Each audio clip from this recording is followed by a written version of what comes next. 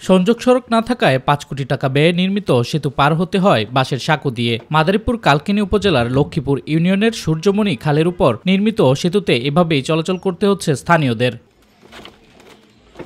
গত ১ বছর আগে সেতু নির্মাণের মূল কাজ সম্পন্ন হলেও সংযোগ সড়ক না থাকায় ভোগান্তিতে রায়পুর, ভাটবলি, বড়চরলক্ষ্মী গ্রামের প্রায় কয়েক হাজার মানুষ। এমনকি জীবনের ঝুঁকি নিয়ে অসুস্থ রোগীদের কোলে করে পার হতে হয় বাঁশের সাঁকো। স্বাভাবিকভাবে প্রায় ১ বছর হয় ব্রিজের কাজ সম্পন্ন হয়েছে। সংযোগ সড়ক না হওয়ার কারণে আমরা ব্রিজের কোনো সুবিধাই ভোগ করতে পারতেছি না। আমরা ভাঙাড়ি ব্যবসা করে আমাদের তো অনেক সমস্যা হয়, সাইকেলটাই উঠাইতে পারি না। এই ব্রিজটার ২ সাইড না হওয়াতে আমাদের জনগণের এমন দুর্ভোগ পোহাইতে হয় যা ভাষায় প্রকাশ করা যায় না।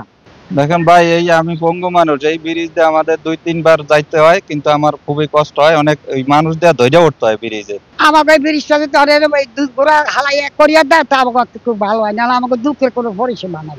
আমরা সূর্যমণি বাজারে যেতে পারি না, মোটরসাইকেল ভ্যান কিছু নিতে পারি না, কারণ ওই জায়গা থেকে আমাদের অনেক মালামাল নিতে হয়, খুব কষ্ট হয়। এতে সেতুটি উপকারের পরিবর্তে গলার কাটা হয়ে দাঁড়িয়েছে স্থানীয়দের কাছে। তবে ঠিকাদার কর্তৃপক্ষ বলছে বাজারের পাশে জমি অধিগ্রহণের জটিলতার কারণে সংযোগ সড়ক নির্মাণ করতে পারছেন না তারা।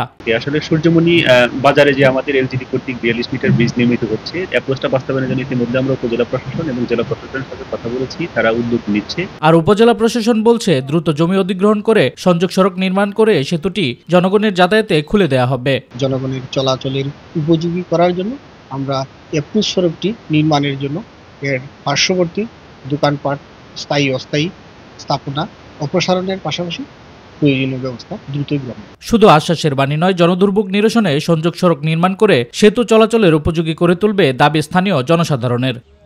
শামস তাবরিজ উচ্ছ্বাস, মাই টিভি নিউজ ডেস্ক।